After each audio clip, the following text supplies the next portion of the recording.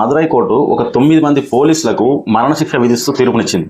ఇందులో ఆశ్చర్యం ఏమీ లేకపోవచ్చు కానీ శాంతి భద్రతలను కాపాడాల్సిన పోలీసులకి మరణశిక్ష విధించడంతో ఇది దేశవ్యాప్తంగా సంచలనమైన తీర్పులాగా మారింది.